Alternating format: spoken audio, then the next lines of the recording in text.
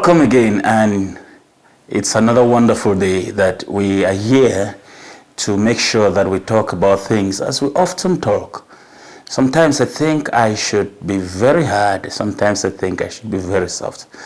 But I don't really know how to go about it today because this is a very sensitive topic. My name is Dr. Roy, and I'm coming to you to talk about something that happens in our generation.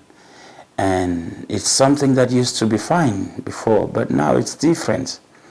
The reasons being that I have many clients who come to me and say, Doc, my boyfriend does not want to commit. And my husband does not want to open up. And sincerely, there are reasons why they want to talk about things and they don't want to talk about things. But now I want us to go into it. Let's delve deep into it and see why some of these things are happening. Why is it that in this present generation, most men, especially in the African context, seem to be scared of getting married or getting into marriage, or do not want to commit in a lasting relationship with women or their partners? And that is a question I want us to talk about. Why is it happening that way? Have you heard of stories of a man who comes in and he dates a girl and he has dated her for about 5, 6, 7, 8 years of her life? The girl is ready to settle down, to get married, but the man does not want to. Is it really that the man does not want to? Or is it because of something? Those are the things I want us to talk about. Because there are a lot of reasons that men of our generations do not want to get entangled or get fully involved into relationships. Number one is the fact that most men have this in their minds that, what do I stand to benefit in a relationship or in a marriage? Of what advantage is marriage to me? That is the first thing most people ask, most men. Because before you involve yourself into a relationship, you already know why you are getting into that relationship. I am not coming here now to come and start telling you, this is the right thing to do or this is the right thing not to do. But I'm coming here to make sure that we can reason together and let this be a debate. You can go to my bio, share it, and then try to ask these questions. Even on the streets, let's find out indeed why men do not want to get involved in relationships. Or even if they are in relationship, most men do not want to commit. I want us to look at it the right way. And let us not use any bias. Let us not use any negative mindset. Let's try to just see the truth and see how we can get solutions. We can look for possible solutions to make sure that some of this can be well remedied, and we can make it happen for others. I remember when I was growing up as a child, I enjoyed what was called marriage. I would see, my father was a polygamous man. I was fortunate that I had both dual parents.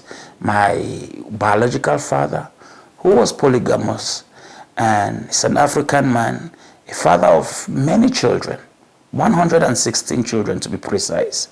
My biological father had 116 children, and he was wealthy. So he did the best he could do to keep his wives and his children united. He was able to feed them. He was able to take care of them. Almost all my brothers and sisters, 89 brothers and the rest are girls, went to school. I also had an opportunity to have another father with another mother who also took care of me and raised me as theirs. So that is a story for another day.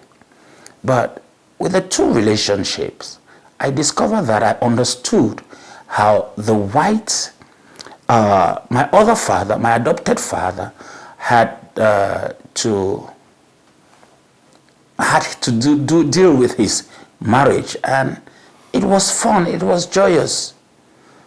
I saw that it was sweet. For the time I stayed with them, I understood marriage was something honorable. On the other hand, I saw my biological father also making marriage in his own side sweet. There were challenges because of the polygamous setup, but it was good. And that has brought me to a lot of points. Very soon we will talk also about polygamy, if it is really a sin or not, and how to deal with it if you are in. Some people would define polygamy as a man getting married to many wives. But some other people would define polygamy as the opportunity for many women to have a husband. So, how do you see it? This is what I want us to talk about, but that will come next. But for now, ladies and gentlemen, let's delve into this topic.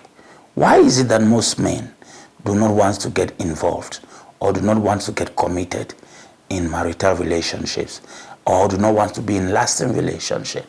One of the reasons is the financial stability. Because you see, in our generation today, most men, they feel pressured to be in a financial stable relationship before even marriage. And you see, the traditional expectation of being a primary breadwinner can be daunted, especially when in economies where jobs opportunities are limited. Yes, 90% of the whole of this thing, or should I say 50% of this, is about the economic system, finances. Now, I will just try to go through it, then I'll start talking fully. The second thing is, the second point under the finance is the bride price. Cultural practice such as paying of bride price can add financial burden, making men wary of commitment. Point number 2, cultural expectation. Societal pressure is point number 1. It says that there are often pressure to fulfill traditional roles, which can feel overwhelming. Fear of failure of these roles can deter commitment. Those are some points. Second, the second point under cultural expectation. You see, stigmatization of divorce.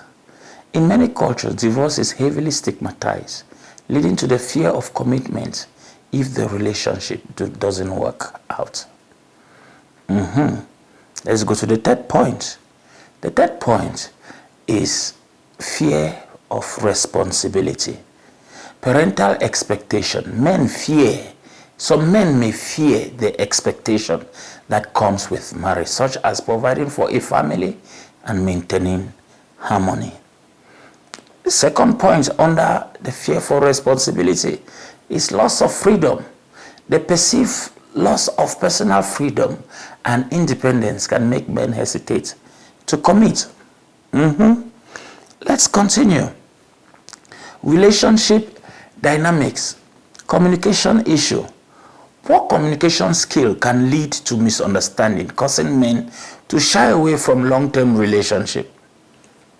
That is true. The next thing now is past experience. Under relationship, past experience. Negative past relationship can lead to skepticism about future commitment. The next thing is changing gender roles. Number 1, under changing gender roles, you have evolving expectation. As gender roles shift, men may struggle to navigate the expectation of modern relationship versus traditional ones. I'll explain. I'm just trying to go out point by point so that when I start talking, you'll not get lost. So now, what are the possible solutions? Financial education and support. Programs aimed at financial literacy and support can help men feel more equipped to handle economic pressure associated with marriage. Promoting open dialogue. That is point number 2. Promoting open dialogue. Encouraging discussion about relationship expectation, responsibilities, and fear can foster understanding and reduce anxiety around commitment. Number 3, possible solutions. Counseling and support groups. Access to counseling and support groups can help men process their fear and past experiences, facilitating healthier relationship. Number 4, community engagement. Community engagements can promote more flexible views on relationship and marriages, emphasizing partnership rather than traditional roles. Good. Number 5, education on modern relationship. Workshops focusing on communication skills, conflict resolution, and emotional intelligence can help men navigate modern relationship dynamics more effectively. Number 6, redefining success in relationship. Changing the narrative around marriage and relationship from traditional success to personal fulfillment and partnership can alleviate pressure. You see, ladies and gentlemen, as I said, this is a very sincere and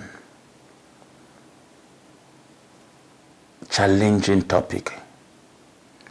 The reason I brought this topic up today is because I have most of my clients, the rich, the poor, especially the female gender, when they come to the office to talk to me, they start with tears. And their tears sometimes touch my heart. Because after being with a man for 4, 5, 6, 7, 8 years, and especially for those that have been faithful, it becomes a situation whereby it is difficult for the man to commit. Now, why is it that most men do not commit or do not want to commit? The truth remains that finances is one of the major things. In our olden days, bride price, first of all, before we go into this, I want us to define what bride price is. We have made bride price something that a lot of people are looking on it as a punishment. And it's no need to do so. For example, the meaning of bride price should be a thanksgiving fee or something that you give to the parents of the girl to say, I thank you. These are gifts. Thank you for raising such a beautiful child. Thank you for training this beautiful girl and making her the woman she has become. That is how bride price is normally supposed to be. It is not an obligation that should be given to a family. It is a sense of responsibility and a sense of commitment that I am coming, not because I have a lot, but because I want to thank you. The Bible says something. Let me go to the scriptures first before I continue.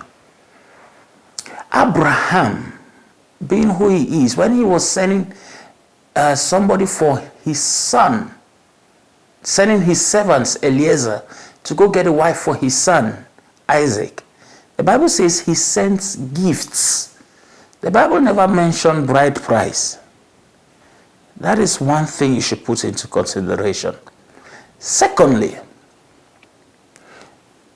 bride price, especially in the scriptures, has never been a symbol of a must, but it shows a symbol of commitment.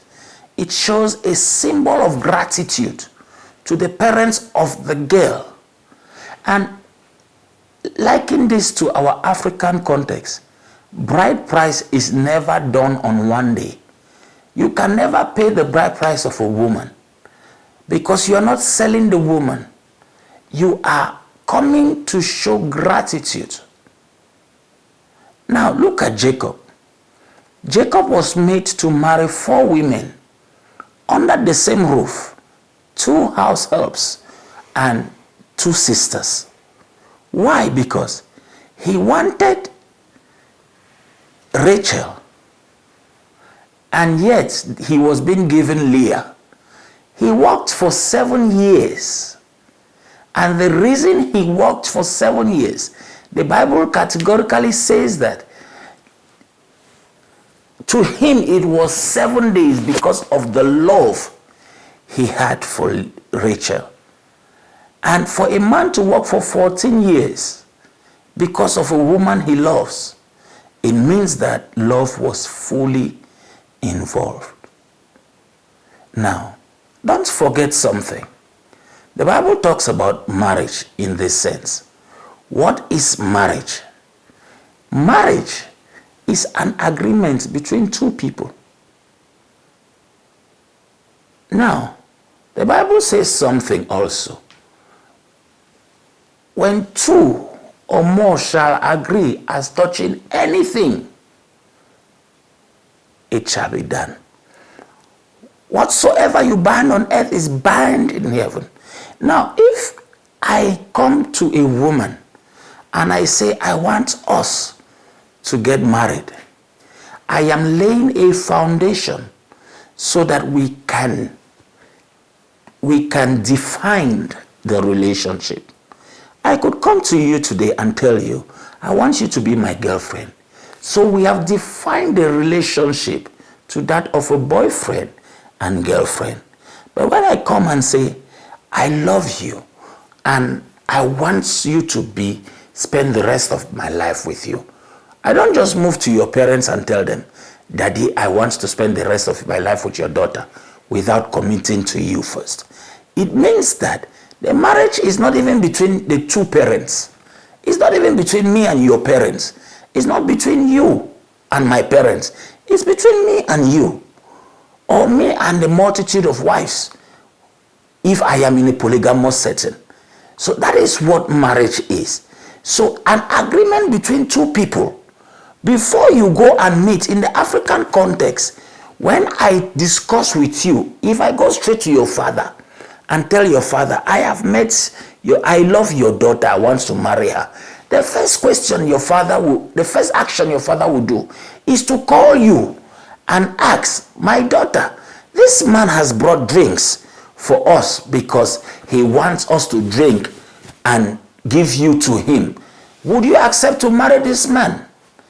If you say yes, it means the 2 of you have agreed. But if you say no, it means that your parents cannot take that drink because it is something that is sacred. It means you and I, we have agreed and we are making it sealed by involving our parents and our families. So put this into consideration. Marriage is just an agreement between 2 people, a covenant, a seal. That is why it is very sacred. If we disagree, our parents cannot force us. All they can do is to give us their advices. So put it into consideration that when you start saying, I am getting married, I want a man that is getting married to me, you want to be committed to that man. And you need to also know the biblical role of that man to you and your role as a wife to that woman. See something, another thing that is funny. The Bible says something. If a man finds a wife, he finds a good thing and obtains favor. You are not a wife after you get married. You are a wife before you get married.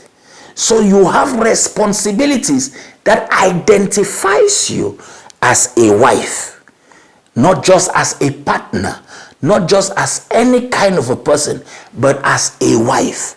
So before you say we are going to the altar, or we are going to see our parents' blessings, or we are going for the law to bless us, we are going as a couple already. So automatically, before we say yes I do and yes you do, automatically we are already married by word of agreement. Now we legalize this agreement by either going to see our families, bringing our families together to bind us. That is one. Or secondly, we go to the law of the land, which is the courts, or maybe the home affairs, or maybe whatsoever, the law that is to bind us legally. Or we go to the church, which is a religious setting, either the church, the mosque. We go to the church, which is a religious setting where a priest that is understood as a mediator between a man or a representative of an oracle to bind us. Not that we are strangers, no. Before we go there, we are already husband and wife, based on the fact that we have agreed. But now, let's ask ourselves this question. Why is it that, I just wanted to make that point first clear. Now, we go now to the real deal. Why is it that most men do not want to get committed in our generation? I'm not going back to our past generation, because in the past, when we talked about marriage, marriage was an honorable thing. It was a sacred thing. It was something that before you get into, you smile. You know fully well that I am a man. It's a sense of belonging, a sense of prestige, a sense of your ego. I am worthy to be called a husband. It means that my farms are producing. It means that my settings are doing so well, and I am also manifesting in the area where I rightfully belong. Sometimes it could be that as a hunter, I can meet up with a lot of animals. It could also be that as a farmer, I can meet up with a lot of produce. So automatically, it gives me that ability to tell myself that I can be a man. As I provide for the man, for the woman, she takes care of my needs. She helps me cleanse myself. She helps me polish my environment. The Bible identifies women as helpmate. They have been given full insight, understanding, intuition. They have the capacity of doing a lot of things. And as I talk to you, I understand that this is how, when I want to talk to people about men and women, let's go back to old school, olden days. For example, you discover in the olden days, we used to have a black television, a black and white television in a box form. That's the man. He has 4 channels. Those 4 channels represents sex, respect, clean environment, good food. If you do these 4 things, you got the man. Now, the women in this generation, or the men first, that black and white television, it can fall from a very tough height, and you put it back, you pick it and put it back, it will still work. If it doesn't, you hit it, it will work. That is how men are programmed. But women, they are like today's curved TV with multifunctions at the same time. You can watch like 6 or 8 different channels at the same time. What does it mean? And when you look at these curved TVs, these new TVs, as they fall on the ground, they break. So that is why sometimes we say women are weaker vessels. But that does not mean they are really weak. It means they can multitask. They have a lot of insight. They can challenge things. They can put things in place. And they can make things easy for the man. So if today men are refusing most men do not want to commit, or even the few that commit into relationship, they end up divorcing.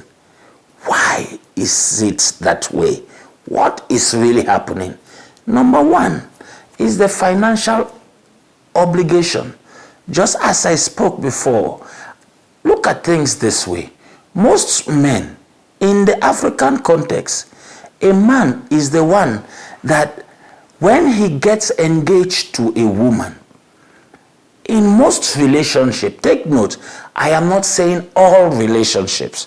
There are cases where it's different. But in this one now, in most of the relationship, when a man gets engaged to a woman, or let's say he starts dating the woman looks at it as an opportunity to make money. Now, it is no more that I come with what I have, you come with what you have, we come together and build for us. It becomes a situation whereby the man is regarded as the financial blackboard, whereby everything that concerns the woman, even if the woman is working, everything that concerns the woman belongs to the woman, and the man is the man's responsibility to take care of it. If the woman is working, that is her problem. The money that she gets is her money, and the money that the husband have is their money. It is not done that way. Why can't it be that we reason together and try to see the possibilities of building as a team? Most women believe that their husbands or their boyfriends are jackpots, whereby they will sit down, fold their arm, do nothing, do nothing, and at the end of the day, keep the man aside and tell you that, okay, this is what I want. This is how things are. It is not done that way. If the husband is doing his best, or the boyfriend or the man in the relationship does his best to see that this can happen, it is also important for the woman to see how to help the man. That is why she is being referred to as the helpmate. You are called to help the man. You are called to make sure that the man is in a good position whereby he can be assisted. You can support him financially. Yes, financially. You can support him educationally. You can support him in different aspects, in different ways. You can try to be. It is far gone are those days when we say a man, the woman is the incubator. Whatever you give the woman, she keeps and gives you. It's a lie. She keeps it and for herself. Now, when you do all these things, it becomes difficult for men to commit. Let's look at this instance. We are talking about the African culture, or we are talking about the cultures in the African setting. It comes this way that a woman, you pay the bride price. Before you even go pay the bride price, you go see the family, you do everything. You need to buy clothes for the woman, you need to buy everything to the least as a man. You need to put things in place. Make sure that everything is okay. She is comfortable. And that does not mean she loves you or she wants to stay with you. Now, you put it, all these things. Then you go see the girl's family. They could give you a list of over $5,000, $10,000, $15,000, $20,000. Instead for the girl to go to her parents and say, Dad, I'm not for sale, she will encourage you to pay so that her family will be comfortable. And at the end of the day, you discover that when you guys get married traditionally, you need to buy drinks to feed the whole community, buy food to feed the whole community. And at the end of the day, you are left with nothing. Then when eventually you go home, everything that you did, she is happy she is a wife to somebody or she's married. But now at home, you still need to be providing. You still need to be doing everything. No matter how well she is working, her money is for her and her family. And yet you, who is supposed to be now her number one family, you are a stranger. Another thing that is very difficult, or that gets so bad, is the fact that some of the times you go out work and the woman you come back home, the woman tells you that I don't feel like cooking, go and cook for yourself. Sometimes some character that have been portrayed it makes things very difficult. How do you tell people that this is what I want to do? How do you stand to tell your friends or your loved ones that this is what I'm going through? So sometimes most men fear to engage into relationship. One, because of the financial implications. Because you keep spending, and sometimes in our generation, if you do any mistake as the man, your own house that you built with your sweat, your wife will kick you out, and the law supports her. In front of the children, she can do anything. If you guys have children, she can do everything, anything as she pleases, and the law supports her. So how do you think that this woman, this man who wants to get himself entangled in that, the law also says that after everything has been done, if the woman gets up in one day and say, I'm no more interested in a marriage, what she will do is, you the man, you have lost your home. She takes over everything, or you guys have to share, plus all the expenditures. Now, why should I, as a man, go through all this headache because of a woman? Is the reason why most men today have a lot of baby mamas and they don't want to get involved into relationships. And the truth is, women pretend a lot. Some women pretend a lot. They will give you the real color when you guys get married. So at that point, it becomes difficult. It becomes difficult for the man to engage. Once you've had this kind of experience, it becomes very difficult to encourage another person or other men that have seen what is happening who not wants to engage with you. Another point is the fact that it becomes difficult for a man to, in his own house, tell his wife how he feels with the way she dresses outside. Most women want to do as they please. They don't understand that the man is the head of the home and the women are supposed to be the home builders. But unfortunately, instead of being the home builders, they become the home breakers, and they let third parties dictate on how to run their homes, especially friends. I've seen cases of, based on the first points that I was saying about this financial implication. There is this guy, I want to give this story. There's this particular guy that I came to have a tete-a-tete with.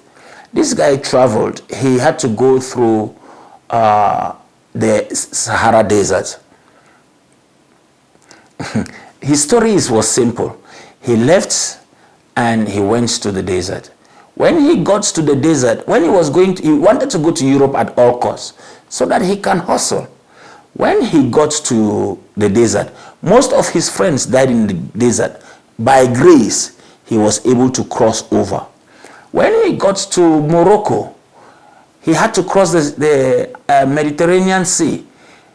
On crossing, most of his friends also, the ones that were crossing along with him, some of them drowned in the sea. God being kind, this guy successfully entered. He went by road. He successfully entered, sought asylum, and he made it. After a while, this particular guy decided, okay, it's time for me to get married. And after pressure from parents, let him settle down. He went back home and took his girlfriend or his girl that he had loved so much. He finally he had dated that girl for some years until he left. When he survived, he came back and he married that girl, paid all traditional rites, and had the court papers. Then he flew back now to Europe. When he got to Europe, he made the documents for this girl. This girl had to fly now to Europe. But after they gave birth to one girl, a baby girl, after some time, this girl starts acting strange. Now she has seen white men who wants to date her, and she felt she is no more in love with this guy. To cut a long story short, what did she do? She went and reported to the police that the husband is molesting his daughter, just so that she can take over his properties and his wealth. And when that happens, the girl succeeded. With that report, the man was arrested and locked in prison for 6 years. Within the 6 years, the girl squandered all his wealth with different men. And after the 6 years that he was in prison, he was deported with nothing. When this man came home with the pain in his heart, he has spent 6 years for a woman he loved, and the woman got tired of him. What did this man do? He went to the shrine. He called his families. He used to take care of the girl's mother, made sure she lacked nothing. He called the family of the girl, called his own family, and explained everything. They convocated the girl refused to come. So the guy, in anger, went to the shrine and cursed the girl. Now, after that curse, whenever any man look at this girl, they see an old, ugly woman. Eventually, the girl could no longer stay in the Italy. She had to come back home. When she came back home, nothing was working for her, and she had to go to plead with this man. How do you forgive such a case? How do you handle such a case? That is a story for another time. If you want to tell me how you will handle this case, this is just one of the cases we hear when we counsel some men. When some men eventually decide to open up to us. In this case, this woman destroyed this man, squandered every money in their joint account, destroyed the life of her daughter. Eventually, when she came back to the shrine, they asked her, "Did this man molest the child?" She said no. She had just fallen out of love for the man. Now, imagine such cases. How do you handle it? When other men listen to such a case, how do you think they would want to get involved into a relationship like this? Let us be real. If this man was your brother, would you let him engage himself with this lady? These are things that most men go through. Maybe their cases differ, but most women in relationship see the men as fools. One of the reasons is because the society has over-empowered women and under-portrayed the value of men in the society. Gender equality has been one of the greatest topics, and now it has become a situation where instead of balancing the gender inequality, they have made it such that it is now reversed. The woman has the highest say, the man has no say. In one of my videos, when I was talking about the cry of the male child in the society, I said something about a woman who used to beat her husband, an advocate in the house. Not like she was stronger than him, but she will slap, and whenever the man wants to retaliate, she'll call the police. Whenever the man wants to retaliate, the man goes to report now to the police. The police will laugh at him. Look at you, a big man like this. A woman will be beating you in the house. Until the day where the children of this woman had to plot, when the woman came back late in the night, boiled water, hot water, very boiled, and poured it on her face. Most women in our society have become so wicked towards the men. Now, some women look at things in a different way, and by so doing, it becomes difficult. Put yourself in these shoes. The next thing that has happened is most women also have refused to respect men. After all, lesbianism has become one of the order of the day. So if I cannot get a man, I can as well get a woman. And once that is the case, it is something for me to make sure I can do anyhow I please. And as so doing, I can say no to my man anytime I will and go do with the other woman. Now, our world of today, we say no, it is one man to one woman, or we have encouraged, the system has encouraged a man to a man, a woman to a woman to many men, but they have discouraged polygamy. There is in every African family, when you trace it from the time back, you discover that every African is born of a polygamous family. Why is it that today we have to discourage polygamy? As I said, it's a topic we will come to another time.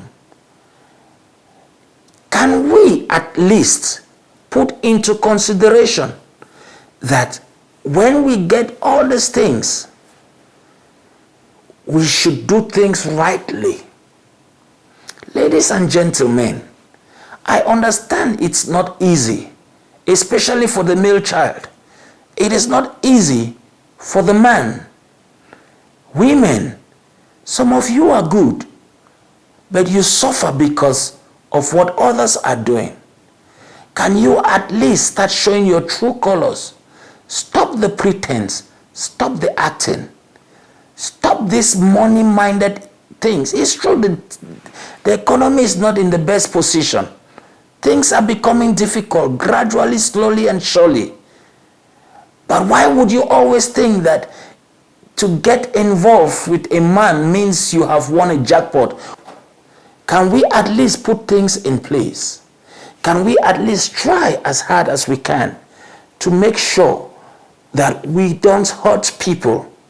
Let me tell you something. As you are a woman, you are somebody's daughter. The man is somebody's son. And you one day will get your own children. Even if they are not your biological children, there is a day you will get attached to your cousin's child, or your nephew's child, or your sister's child, or one over.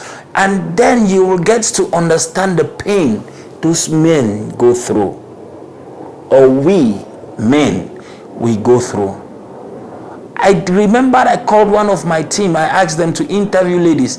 If they had an opportunity to be a man, would they be a man? 99.9% of them said, I don't wish to be a man, I'd rather be a woman. Then when they asked why, it says men are suffering. With everything, the woman can blackmail the man at any time to do anyhow. We say men cheat, but women cheat more. That is what some of the women were saying. So when you put all these things into consideration, you ask yourself questions. How can we help provide solutions to this? The solution now is a topic we will talk another time. Because you need to sit down, think as an individual, think for yourself. Ask yourself question. Am I right to this man?